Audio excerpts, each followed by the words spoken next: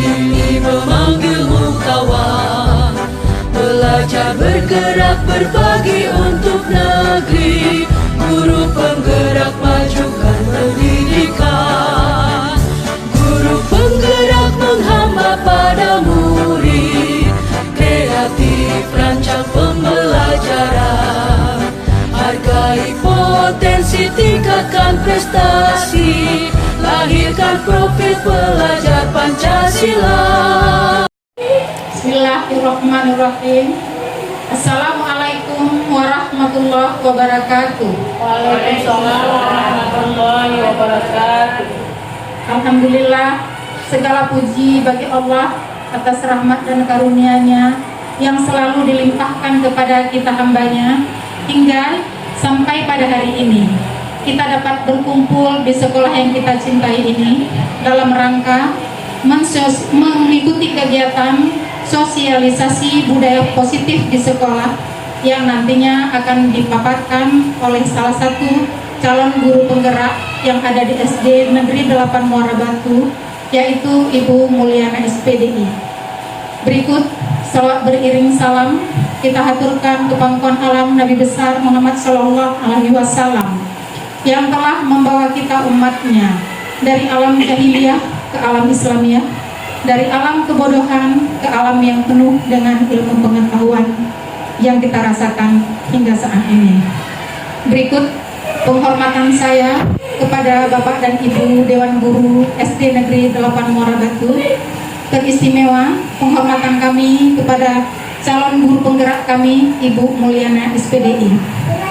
Bapak Ibu yang saya cintai, sebentar lagi kawan kita ini akan memaparkan budaya positif yang akan diberlakukan di sekolah kita. Saya berharap kegiatan ini dapat kita ikuti dengan baik hingga selesai. Nanti mungkin di tengah acara Ibu Mulyana akan membuka sesi tanya jawab. Pada sesi tanya jawab ini kita boleh berdiskusi, kita boleh mengajukan pendapat-pendapat, boleh mengajukan pertanyaan-pertanyaan, dan boleh memberikan sanggahan-sanggahan. Ini terbuka.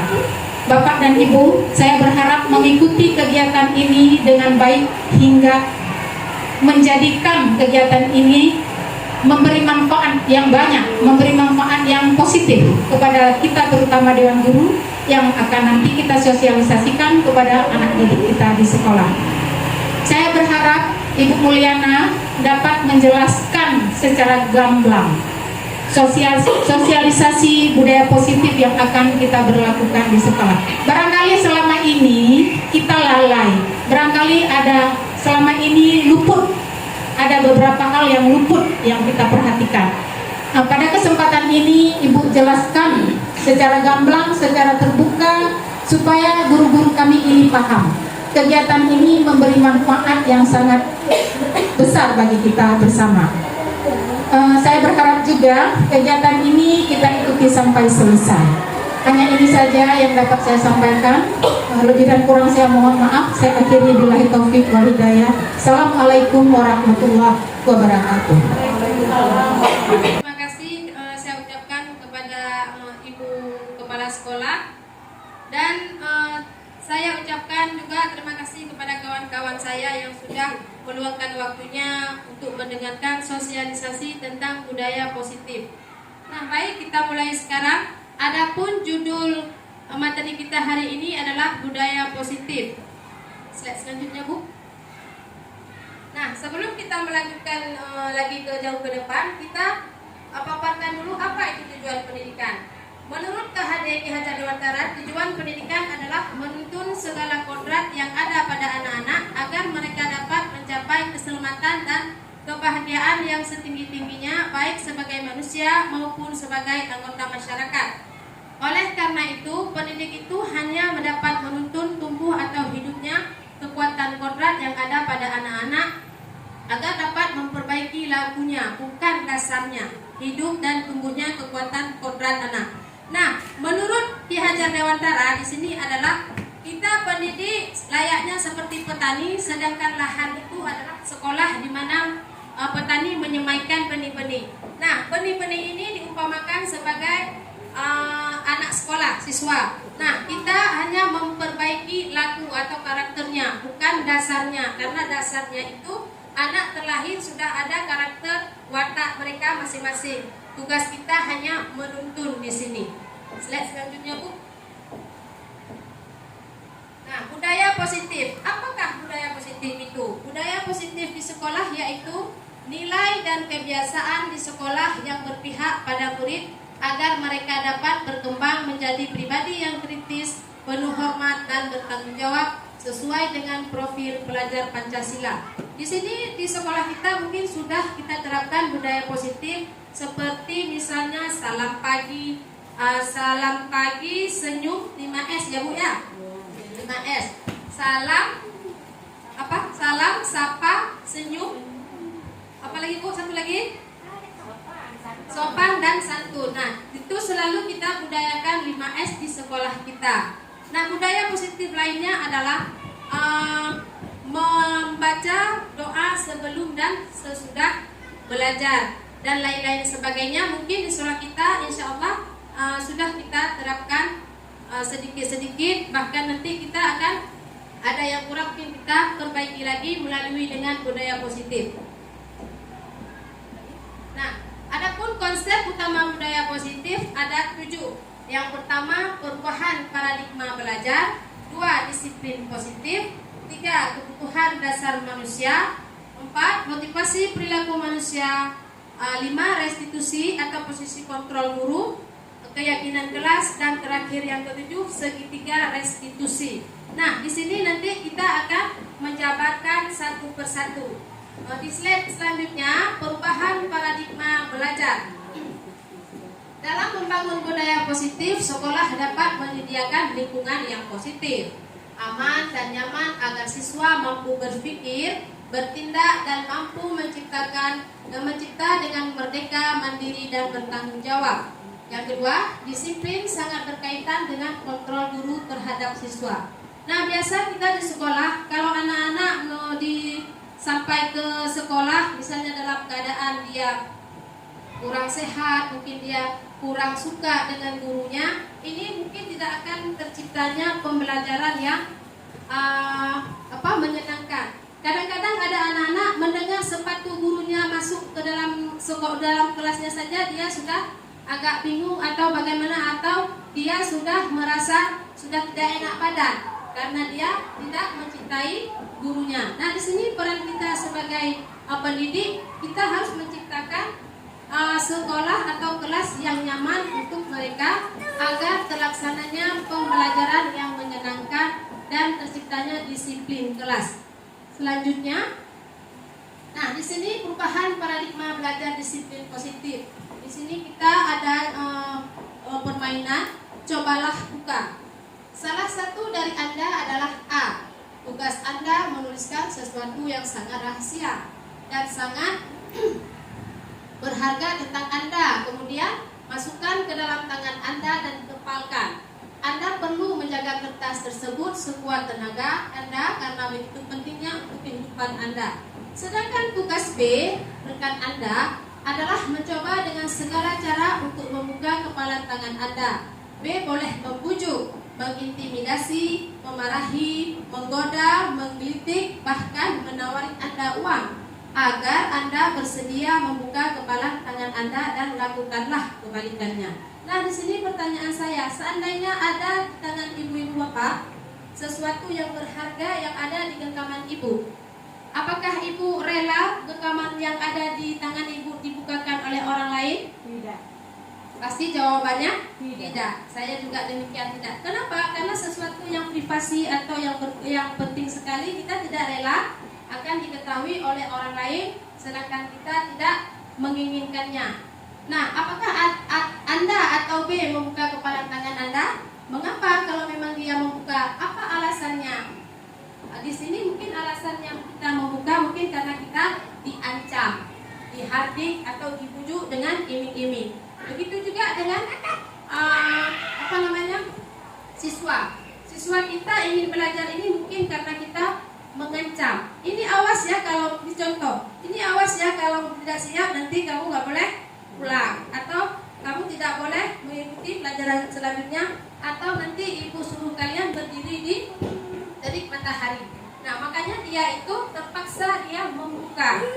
Tadi kiasan saja, cuma contoh. Nah, di sini kita guru tidak boleh mengontrol mereka, tapi mereka yang mengontrol diri mereka sendiri. Walaupun kita bujuk mereka, walaupun kita belajar sepanjang hari, kalau memang apa yang kita sampaikan itu tidak mengena di pikirannya, setelah kita bujuk-bujuk pun itu tetap tidak akan terekam di kepala dia, karena kontrol itu ada pada anak-anak. Cuma kita hanya mengarahkannya saja. Di slide selanjutnya, setelah paradigma belajar tadi, disiplin positif. Makna disiplin positif yang dikemukakan oleh Ki Hajar Dewantara maupun Diana Gosen, di mana kedua pakar pendidikan mengartikannya disiplin sebagai bentuk kontrol diri, yaitu belajar untuk kontrol diri agar dapat mencapai suatu tujuan mulia. Tujuan mulia di sini mengacu pada nilai-nilai atau prinsip-prinsip mulia yang dianut seseorang. Nah, di sini pertanyaan, kalau menurut Ibu, apa itu disiplin? Apa itu disiplin, Bu? Ada yang tahu disiplin itu apa? Disiplin itu adalah suatu pekerjaan yang dikerjakan dengan penuh rasa tanggung jawab. Iya, disiplin itu sesuatu kegiatan atau peraturan yang dikerjakan dengan penuh tanggung jawab, atau disiplin itu bisa jadi sebagai aturan, ya Bu ya.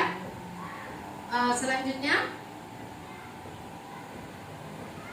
disiplin. Nah, di sini ada disiplin adalah kemampuan memerintah diri sendiri dalam mengontrol dan menguasai diri untuk memilih tindakan yang mengacu pada nilai-nilai yang kita hargai dengan penuh tanggung jawab tanpa terperintah oleh orang lain. Ini contohnya, misalnya kita pergi ke tempat keramaian memakai masker. Kadang-kadang kita memakai masker ini bukan bentuk keinginan dari kita, tapi dari peraturan, seperti COVID kemarin.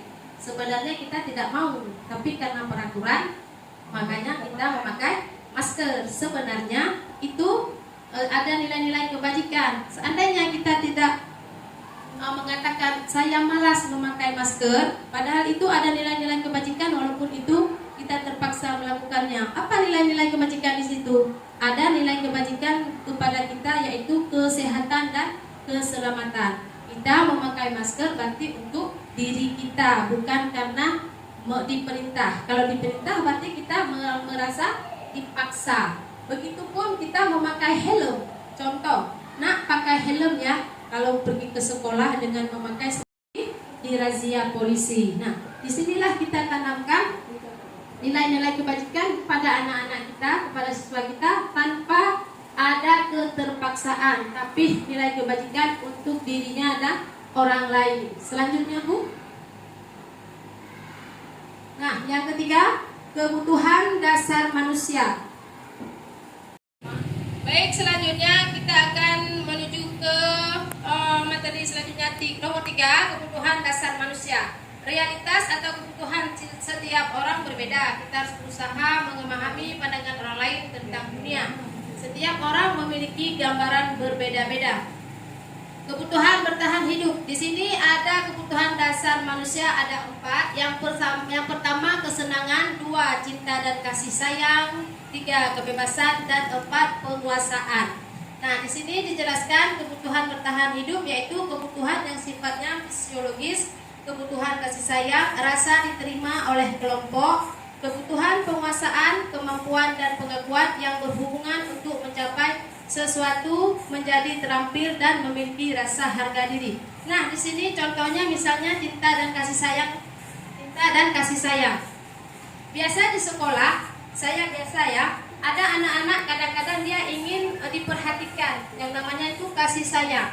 Kadang-kadang anak tanpa kita bertanya mengatakan kepada kita, Bu, ayah saya punya mobil Lamborghini loh.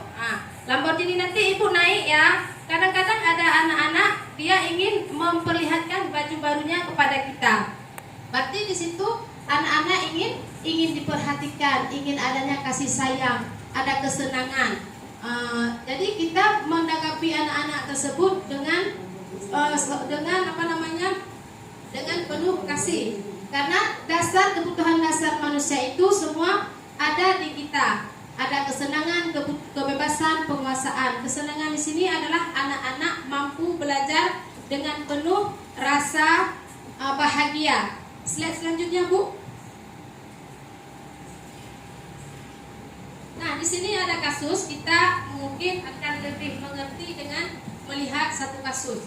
Ibu Linda, salah satu guru mata pelajaran bahasa Indonesia, sedang bingung menghadapi ulah salah satu murid di kelas bernama Agus. Beberapa anak telah datang dan mengeluhkan Agus yang sering meminta bekal makan siang mereka dengan paksa. Nah, jika ibu berada di posisi Ibu Linda, apa yang ibu lakukan pertama sekali? Yang kedua, menurut Anda kira-kira apa alasan Agus untuk melakukannya? Nah, yang ingin saya tanyakan, jika Anda menghadapi seperti Ibu Linda, apa yang pertama Ibu lakukan? Melihat Agus ini sering mengambil bekal makanan kawannya. Bagaimana Bu Kamsiah? Kalau Ibu bisa menjadi Ibu Linda, apakah menegur? Menanyakan kenapa Agus mengambil bekal punya kawan? Iya, saya juga begitu. Yang pertama kita menegur. Kadang-kadang kita di sini setiap ada anak yang melakukan kesalahan, bukan saya saja, mungkin semua kawan-kawan juga begitu. Kalau ada yang melakukan kesalahan, mungkin kita langsung, kenapa kamu begini, kenapa kamu terlambat sekolah, tanpa kita mendengarkan apa yang dia jawab, apa yang ia ingin katakan. Slide selanjutnya, Bu. Nah, di sini atasnya nggak nampak, Bu. Yang kasus Agus atas lagi. Nah, dalam konteks penerapan disiplin positif, sebaiknya Ibu Linda mencari tahu alasan Agus melakukan tindakan tersebut. Di sini dalam konteks penerapan disiplin positif, sebaiknya Ibu Linda mencari tahu alasan Agus melakukan tindakan tersebut agar mengetahui kebutuhan mana yang sedang berusaha dipenuhi oleh Agus. Nah, jangan seperti kita biasa, kita menghukum anak-anak tanpa menanyakan apa dia terlambat sekolah atau kenapa dia melakukan kesalahan. Nah, di sini mungkin jawaban Agus, kalau kita menanyakan kepada si Agus ini, mungkin 5 jawaban yang akan timbul. Yang pertama, Agus lapar dan orang tuanya tidak membawakan bekal makan siang, dan mungkin orang tuanya tidak memiliki uang. Di sini adalah kebutuhan dasar tentang makanan. Mungkin kalau kita tanya, itu mungkin ada jawaban daripada dia. 2, teman Agus jadi perhatian ke Agus. Ini adalah kebutuhan perhatian. Dengan Agus melakukan mengambil bekal makan kawannya, mungkin dia bertujuan ingin dia menjadi perhatian kawan-kawan atau guru-gurunya. 3, Agus merasa hebat karena temannya menjadi takut karena menuruti keinginannya. Di sini tergolong kepada kebutuhan berkuasa, karena mungkin dia sering 3, Agus merasa hebat karena temannya menjadi takut karena menuruti keinginannya. 4, Agus merasa bosan dengan bekal yang dibawakan orang tuanya karena mungkin bekal makanannya selalu itu-itu saja, mungkin sambal telur. Dia mungkin ingin bervariasi, sedangkan dia ingin mengambil bekal kawannya yang berbeda daripada orang tuanya. 5, Agus hanya iseng dan menikmati temannya yang kesal. Kadang-kadang anak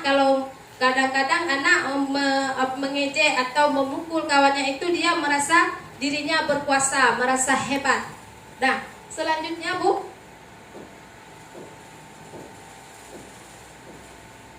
Keempat, teori motivasi perilaku manusia. Semua perilaku memiliki tujuan.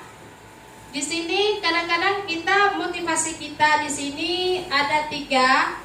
Menghindari ketidaknyamanan atau hukuman yang akan terjadi apabila saya tidak melakukannya. Contoh, misalnya bapak kepala sekolah kita menginstruksikan kepada kita bahwa hari ini selesai kita mengajar akan diadakan seminar misalnya. Nah, karena kita merasa dipaksa atau tidak enakan, maka kita menghindari ketidaknyamanan atau hukuman apa yang akan terjadi apabila saya tidak melakukannya. Ini kalau saya tidak ikut seminar, saya nanti pasti akan dimarahi oleh kepala sekolah. Berarti motivasi yang muncul di sini adalah motivasi eksternal, bukan daripada kesadaran kita sendiri, tapi karena kita terpaksa, tidak enakan. Yang kedua, kita tetap melakukan namun untuk mendapatkan imbalan dari orang lain. Apa yang akan saya dapatkan apabila saya melakukannya? Nah, yang kategori kedua ini, kita tetap akan mengikuti seminar, tapi dengan bertujuan kita ingin mendapatkan imbalan, yaitu berupa misalnya sertifikat. Kalau kita tidak ada sertifikat, saya tidak mau ikut, sertifikat pun tidak dikasih. Nah, di sini muncul motivasi eksternal, bukan kesadaran motivasi dari diri kita sendiri. Nah, yang ketiga, kita melakukan atau mengikuti pelatihan tersebut untuk menghargai diri sendiri. Saya akan menjadi orang yang seperti apa bila melakukan perbuatan tersebut. Nah, di sini tanpa paksaan, tanpa dorongan, tapi dari nurani hati kita. Misalnya seperti kita sekarang ikut CGP itu untuk diri sendiri. Nah, untuk diri sendiri saya ingin pintar, saya ingin menjadi orang hebat, bisa membagikan ilmu-ilmu saya kepada kawan-kawan yang lain, tapi bukan ingin dipuji dan lain-lain sebagainya. Nah, di sini motivasi itu adalah internal, dari dalam diri kita sendiri, tanpa ada iming-iming daripada orang lain. Begitupun anak-anak didik kita, biarkan anak didik kita ini melakukan atau belajar tanpa kita mengiming-imingkan hadiah. Nah, kita tahu sekarang ini tidak boleh ada lagi yang namanya penghargaan atau namanya piala-piala, walaupun sekarang menjadi kontroversi ya, tapi ada juga yang melakukannya. Tapi sebenarnya menurut Kementerian Pendidikan sekarang sudah tidak boleh. Selanjutnya Bu Yusrina. Nah, di sini hukuman dan sanksi atau konsekuensi. Kita nanti belajar daripada kasus IFA, biar kita mengerti yang mana itu hukuman, yang mana itu sanksi. IFA kurang menguasai pelajaran matematika, sehingga pada saat pelajaran tersebut berlangsung dia lebih banyak berdiam diri atau menggambar di buku pelajarannya pada saat guru matematikanya menanyakan pertanyaan IFA.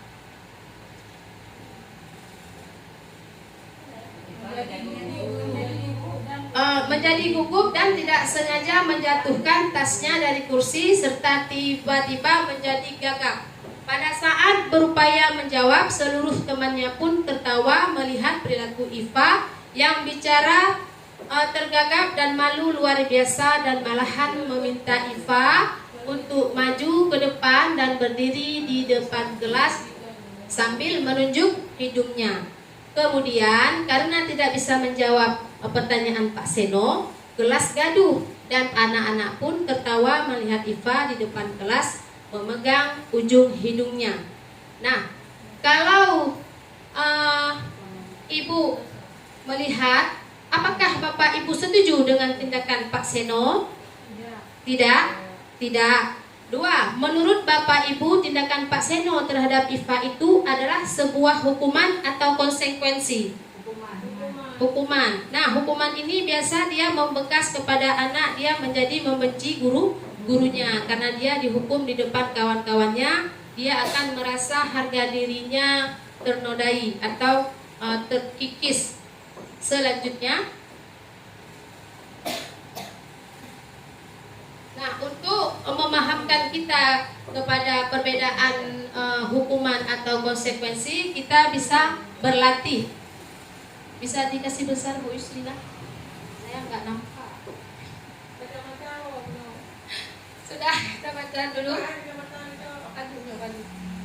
Mencatat 100 kali di dalam buku kalimat, saya tidak akan terlambat lagi karena terlambat bersekolah. Ini hukuman atau konsekuensi Ibu-ibu? Hukuman. Yang kedua, lari mengelilingi lapangan basket 2 kali karena terlambat hadir ke sekolah. Hukuman atau konsekuensi Ibu-ibu? Hukuman. Membersihkan coretan yang dibuatnya di meja tulis. Hukuman atau konsekuensi? Konsekuensi, murid diminta untuk push up 15 kali karena tidak menggunakan masker di sekolah. Hukuman, menggantikan kertas tugas teman yang telah dicoret-coret. Ini apa Ibu? Konsekuensi, berjemur di lapangan basket pukul 12 siang karena tidak menggunakan karena mengobrol dengan teman. Hukuman atau konsekuensi? Hukuman. Berdiri di depan kelas sambil mengangkat kaki satu karena tidak bisa menjawab pertanyaan. Apa itu ibu-ibu? Hukuman. Nah, yang terakhir, kehilangan 10 menit jam istirahat untuk mengerjakan tugas karena terlambat datang dan tertinggal pelajaran. Ini hukuman atau konsekuensi? Konsekuensi. Pintar ibu-ibu, berarti sudah bisa membedakan mana hukuman dengan konsekuensi. Selanjutnya, restitusi posisi kontrol guru. Apa itu restitusi? Restitusi itu suatu proses untuk memperbaiki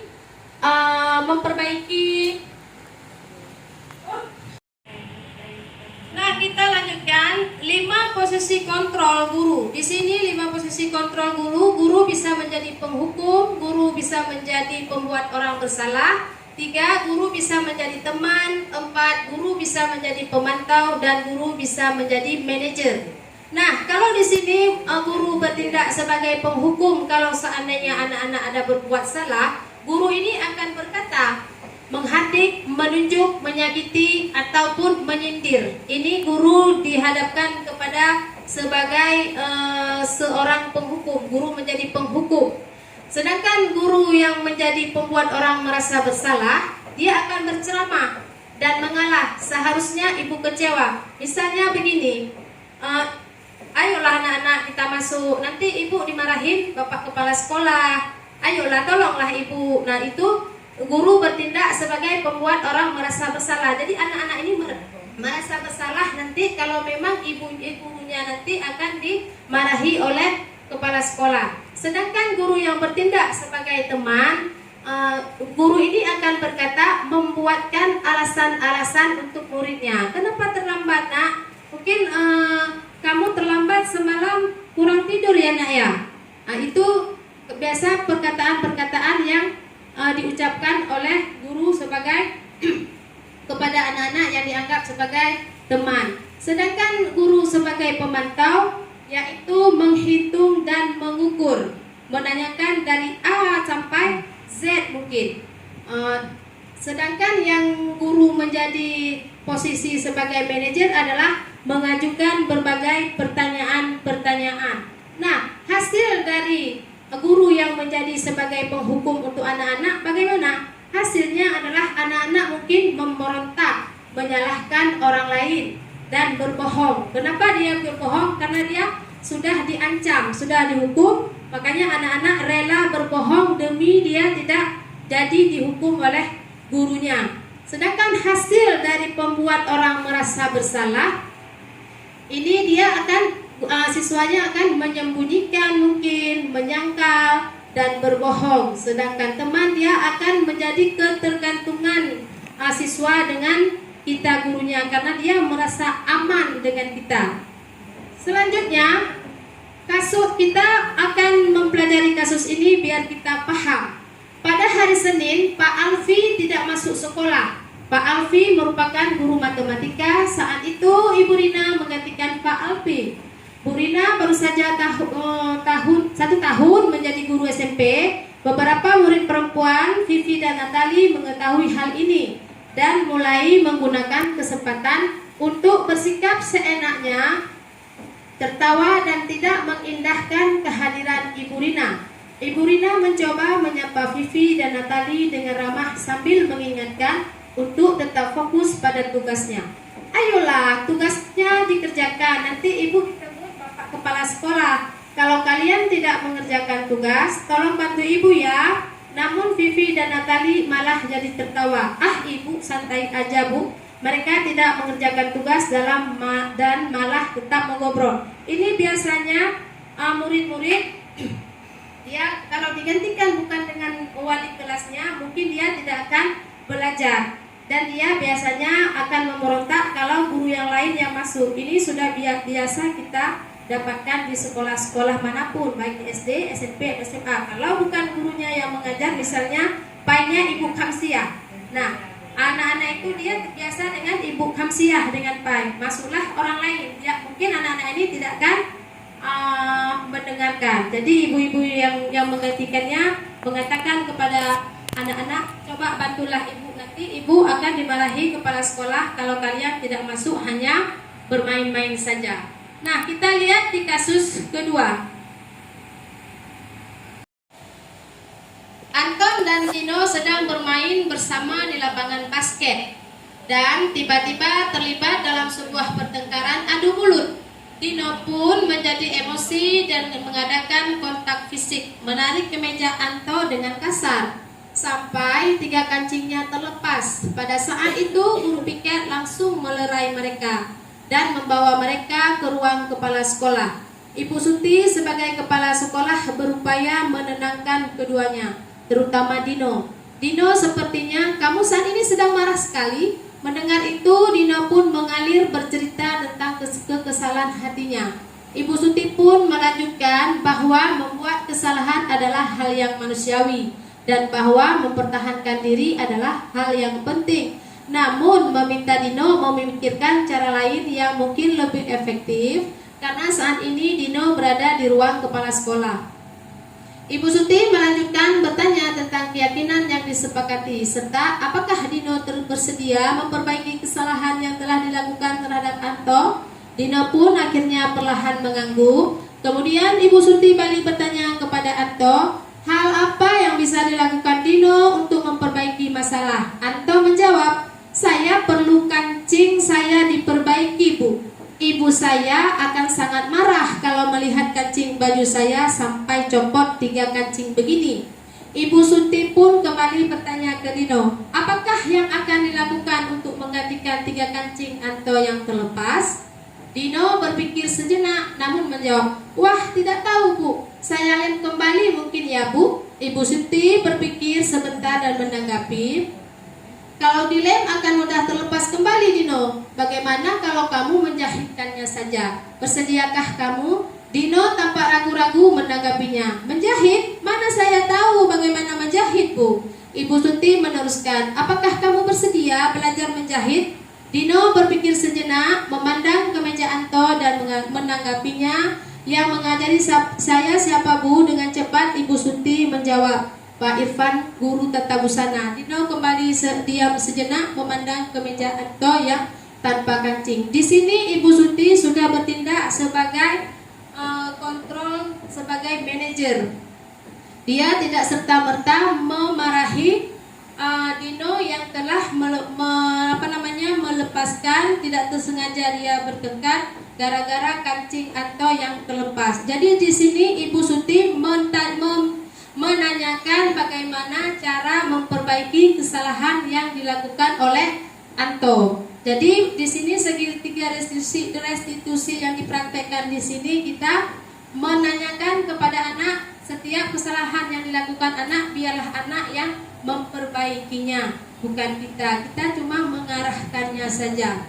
Nah, selanjutnya 6. Keyakinan kelas. Nah, Bapak-bapak, Ibu-ibu sudah pernah membuat keyakinan kelas? Sudah? Sudah, alhamdulillah. Di sini kita harus membuat keyakinan kelas supaya anak didik kita ini merasa terarah dan disiplin. Apa itu keyakinan kelas? Keyakinan kelas adalah nilai-nilai kebajikan atau prinsip-prinsip universal yang disepakati bersama secara universal, lebih dari perbedaan agama, suku, negara, dan bahasa. Itu menurut Kosen tahun 1998. Suatu kegiatan akan lebih memotivasi seorang diri dalam intrinsik. Seseorang akan lebih bersemangat untuk menjalankan keyakinannya daripada hanya sekedar mengikuti peraturannya. Nah, di sini kemarin saya sudah membuatkan demonstrasi keyakinan kelas.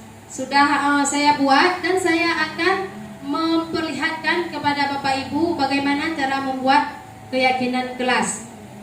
Nanti kita tampilkan videonya.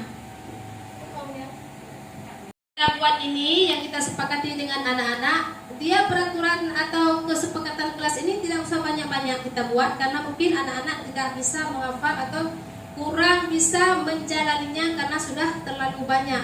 Adapun peraturan untuk kesepakatan kelas di sini kita buat, misalnya dilarang mengganggu orang lain. Di sini setiap kita buat kesepakatan kelas, dia ada muncul nilai-nilai kebajikan dari yang kita buat tersebut. Misalnya dilarang mengganggu orang lain. Di sini nilai kebajikan yang kita buat adalah menghormati orang lain dan diri sendiri. Yang kedua, kembalikan buku ke tempatnya. Itu nilai kebajikan, melatih anak-anak dia bisa bertanggung jawab. Tiga, dilarang melakukan kekerasan. Nilai kebajikan di sini keselamatan dan menghormati orang lain. Selanjutnya, dilarang menggunakan narkoba. Nilai kebajikan yang muncul di sini adalah kesehatan. Gunakan masker. Nilai kebajikannya kesehatan dan keselamatan. Nah, setelah budaya positif ini kita terapkan di dalam kelas, akan mudah nanti akan mudah kita terapkan di lingkungan sekolah. Jadi budaya positif itu kita terapkan dulu di dalam kelas dulu. Setelah itu kita terapkan di lingkungan sekolah dan akan kita terapkan terbawa dia ke lingkungan masyarakat. Dia dari kecil dulu baru ke hal-hal yang umum. Jadi bila setiap lokal kelas ada membuat keyakinan kelas yang disepakati dengan anak-anak, itu nanti akan mudah kita bawa ke lingkungan atau ke lingkungan sekolah. Nah, kita lihat videonya sekarang tentang pembentukan keyakinan kelas yang sudah saya buat kemarin. Bapak Ibu, ini ada video yang saya buat kemarin tentang bagaimana cara membuat keyakinan kelas dengan anak-anak kelas 4.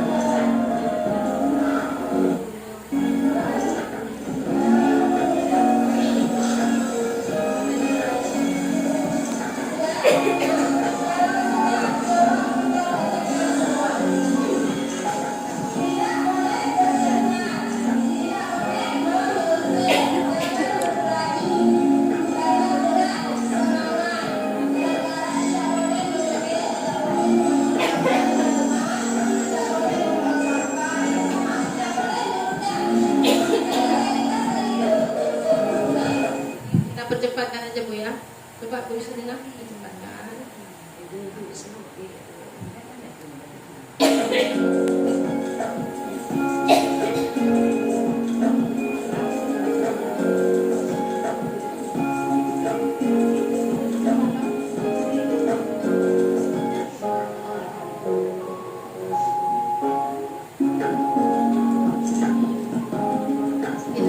percepatkan ini. Apa di akhir? Lagi.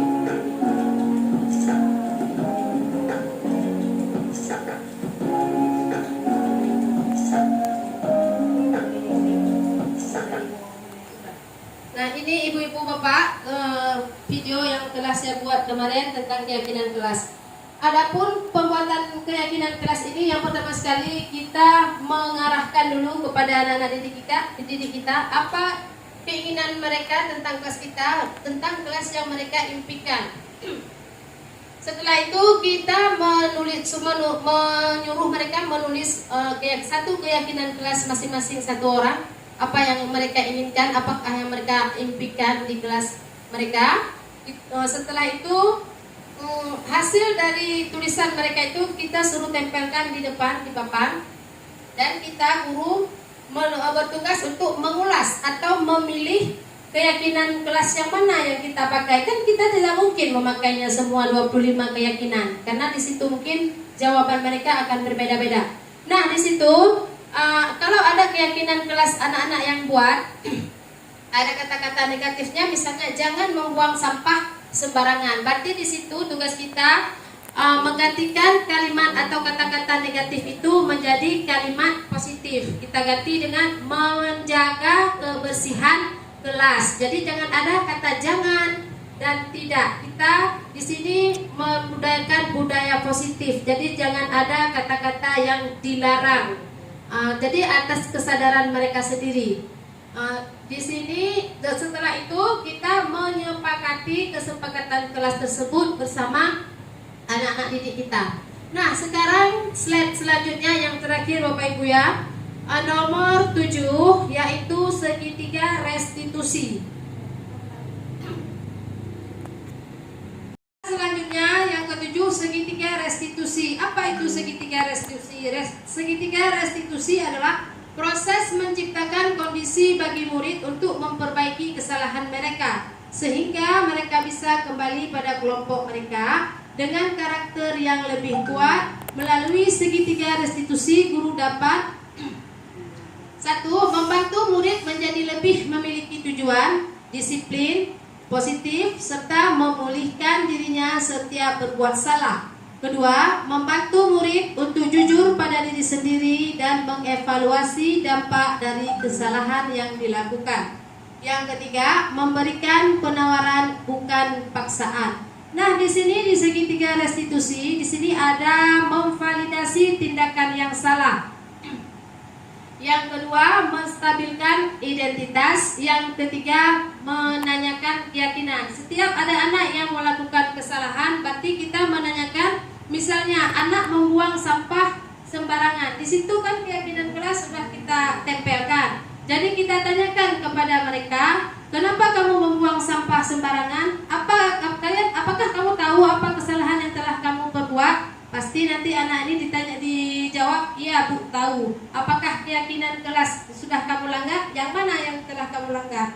Jadi di situ dia bisa melihat di keyakinan kelas, oh berarti yang sudah dia langgar adalah keyakinan membersihkan, menjaga kebersihan sekolah atau menjaga kebersihan kelas. Nah, di situ kita menunjukkan keyakinan mereka yang telah mereka tempelkan dengan perbuatan mereka yang telah melanggar. Sedangkan di menstabilkan identitas, kita mengatakan kepada anak seandainya dia berbuat salah, begini perkataannya, ibu pun demikian pernah dulu juga membuat kesalahan. Jadi kita manusia wajar melakukan kesalahan.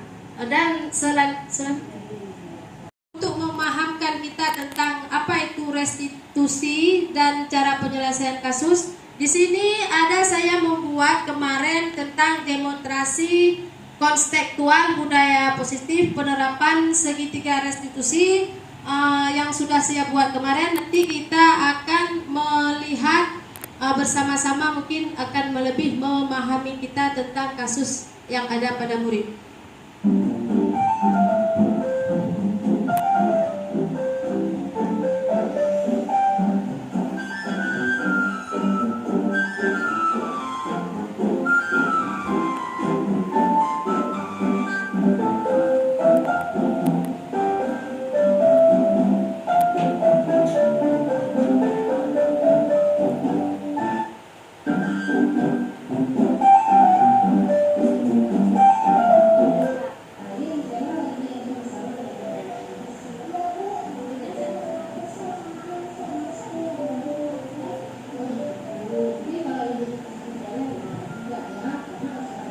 Kasusnya tentang seorang siswi yang bernama Kaila.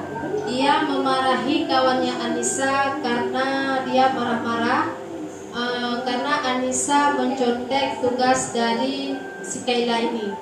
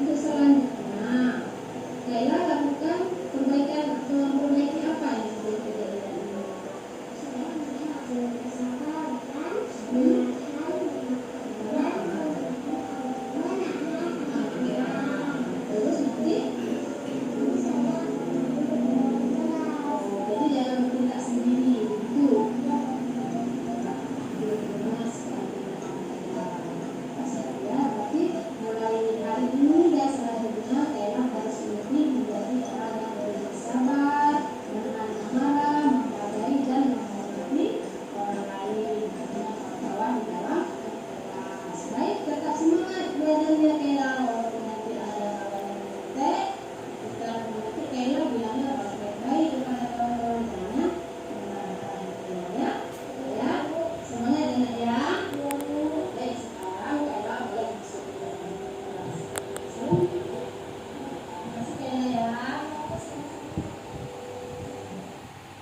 baik Ibu, dari video tadi kita bisa menyimpulkan bahwa setiap ada permasalahan yang dilakukan oleh murid kita, jadi kita memvalidasi dulu tindakan yang salah. Yang kedua, menstabilkan identitas. Yang ketiga, menanyakan keyakinan kelas apa yang dia sudah langgar. Jadi hanya ini saja yang bisa saya paparkan. Harapan besar saya dan kepada guru-guru yang lain, rekan-rekan guru-guru yang lain, bahwa budaya positif yang saya pelajari di CGP ini bisa kita terapkan mulai dari hari ini sampai selanjutnya. Kita buang cara memperbaiki kesalahan anak-anak kita yang dahulu sebagai menjadi pembelajaran kita untuk hari ini. Atas kehadiran Ibu dan Bapak Ibu Kepala Sekolah, saya akhiri, wabillahi taufik wal hidayah. Assalamualaikum warahmatullahi wabarakatuh. Assalamualaikum warahmatullahi wabarakatuh. Bapak dan Ibu guru sekalian, keluarga besar SD Negeri 8 Muara Batu. Alhamdulillah, pada hari ini kita bersama telah dapat mendengarkan pemaparan diseminasi budaya positif yang dipaparkan oleh calon guru penggerak angkatan ke-8 yang berasal dari sekolah kita, yaitu Ibu Mulyana SPDI. Beliau telah memaparkan tentang budaya positif yang berlaku di sekolah kita. Semoga budaya positif ini berlaku untuk seluruh warga sekolah, baik itu guru maupun siswa. Saya berterima kasih kepada Ibu Mulyana SPDI sebagai calon guru penggerak angkatan ke-8 yang telah memaparkan budaya positif di sekolah. Semoga ini menjadi motivasi dan penyemangat bagi Bapak Ibu guru sekalian dalam bertugas. Mudah-mudahan kegiatan penerapan budaya positif ini menjadi permanen berlaku di sekolah kita, bukan bersifat sementara. Semoga budaya positif ini menjadi bagian dari keseharian siswa dan keseharian guru dalam usaha mencerdaskan anak didik, sehingga mereka mampu meningkatkan prestasi belajar mereka di sekolah. Terima kasih kepada calon guru penggerak angkatan ke-8, Ibu Mulyana SPDI, teruslah bergerak dan menggerakkan. Saya memberi apresiasi yang sangat besar dalam pemaparan diseminasi budaya positif yang berlaku di sekolah kami. Akhirnya saya mengucapkan terima kasih dan saya akhiri dengan billahi taufik wal hidayah. Assalamualaikum warahmatullahi wabarakatuh. Warahmatullahi wabarakatuh. Saya bernama Ibu Asyana SPD. Saya adalah salah satu rekan sejawat dari Ibu Mulyana. Dia adalah salah satu calon guru penggerak yang berasal dari SD kami. Menurut saya, apa yang telah dipaparkan atau yang disampaikan oleh Ibu Mulyana tadi, yaitu mengenai diseminasi budaya positif, itu adalah salah satu hal yang sangat bagus sekali.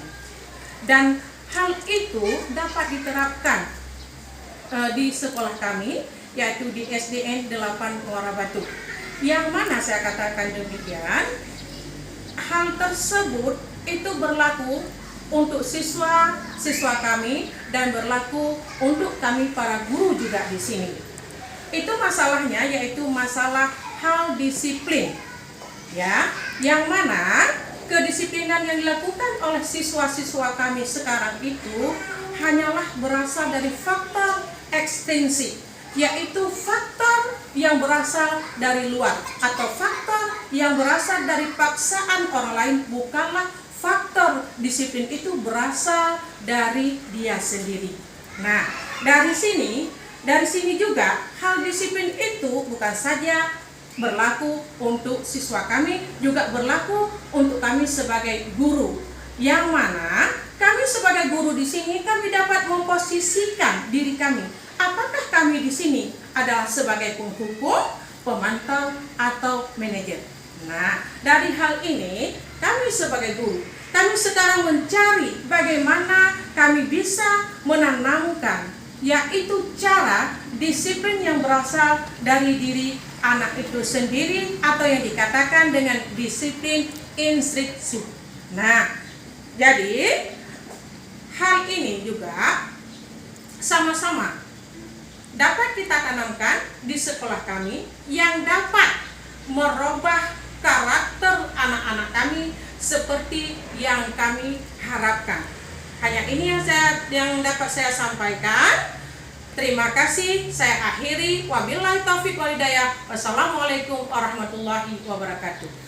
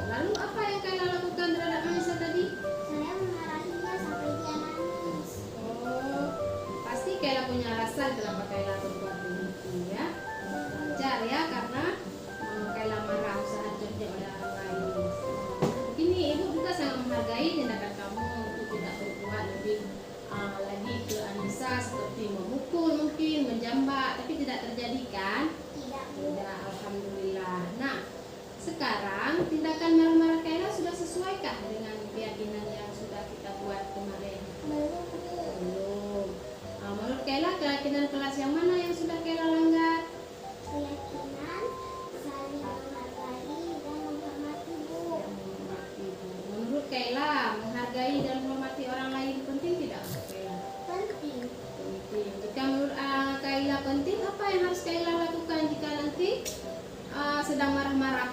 Saya mungkin harus lebih bersabar, Bu. Mungkin lebih bersabar. Jadi berarti nanti Kayla harus jadi orang yang lebih bersabar, menghargai orang. Nah, jadi untuk selanjutnya Kayla lakukan memperbaiki apa ini setelah kejadian ini? Saya mungkin harus lebih bersabar dan menahan amarah. Terus nanti Nanti saya akan mengadu kepada wali kelas. jadi jangan bertindak sendiri, begitu? Ya, Ya, itu benar sekali tindakan Kayla. Nah, tepat sekali ya. Berarti mulai hari ini dan selanjutnya Kayla harus lebih menjadi orang yang lebih bersabar, menahan amarah, menghargai dan menghormati orang lain, tentunya kawan-kawan di dalam kelas. Baik, tetap semangat belajarnya Kayla, walaupun nanti ada kawan yang menyentek. Kita mengerti Kayla bilangnya baik-baik kepada kawan-kawan, jangan memarah-marahinya ya. Ya, semangat ya nak ya. iya, Bu. Oh, baik, sekarang Kayla boleh masuk ke dalam kelas. Salam ibu dulu. Terima kasih Kayla ya. Iya, Bu, sama-sama. Assalamualaikum warahmatullahi wabarakatuh. Perkenalkan, nama saya Kayla Zakira, murid kelas 3 SD Negeri 8 Muara Batu, Kabupaten Aceh Utara. Saya sangat senang karena Ibu Mulyana tidak memarahi saya, karena tadi saya sudah marah-marah kepada Anissa. Jadi Ibu Mulyana mengajak saya untuk memperbaiki kesalahan saya.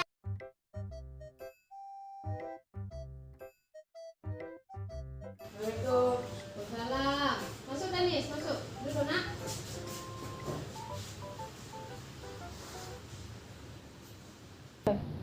Danis, ibu dengar dari kawan-kawan dan rekan guru yang lain, ibu lihat akhir-akhir ini Danis sering terlambat datang ke sekolah ya? Iya. Oh, sudah berapa kali Danis terlambat datang ke sekolah? Sudah banyak ya. Menurut Danis, yang Danis lakukan kesalahan atau tidak dia datang terlambat? Kesalahan, oke. Nah, berbuat kesalahan itu adalah hal yang wajar. Ibu juga dulu waktu masih SD juga sering datang terlambat. Tapi kita harus memperbaiki kesalahan tersebut. Nah, kesalahan itu kan harus diperbaiki, jangan berlari-lari kesalahan. Betul tidak? Betul, Bu. Betul, Bu. Nah, sekarang kita saling mencari solusinya ya. Denny sering terlambat pasti ada alasannya. Kira-kira alasan Denny terlambat datang ke sekolah apa itu? Coba ceritakan sama ibu. Saya main game sampai malam. Terus apa? Jadi terlambat bangun begitu. Oh, itu berarti itu alasannya ya. Ibu hargai kamu yang bermain game setelah pulang ngaji dan hanya bermain sampai jam 11 malam dan tidak melakukan hal yang lebih daripada jam 12 atau jam 1. Nah, sekarang kira-kira kamu tahu tidak keyakinan apa, kelas apa yang sudah kamu langgar? Kita kan sudah buat kesepakatan kelas ini, keyakinan kelas, disiplinan dan apa kemarin? Dan tepat waktu. Nah, disiplin, hadir dan tepat waktu, betul sekali. Menurut kamu penting tidak kedisiplinan itu? Penting. Apakah kamu meyakininya? Yakin ya? Iya Denny, sikap kamu sudah baik karena sudah mengaku salah dan minta maaf. Nah, kira-kira sekarang apa yang akan kamu lakukan dengan kesalahan tersebut supaya kamu tidak datang terlambat lagi? Apa usaha kamu biar tidak datang terlambat lagi? Membangunkan subuh dan apalagi tidak main game lagi setelah pulang sekolah sampai larut malam. Baik, berarti mulai besok ini tidak akan terlambat ke sekolah lagi kan? Tidak lambat lagi ke sekolah itu sudah ada perjanjian antara Dennis dengan ibu, tidak datang terlambat lagi, tidak akan bermain game setelah pulang ngaji sampai larut malam, dan meminta bantuan ibu untuk membangunkan Dennis sebelum subuh.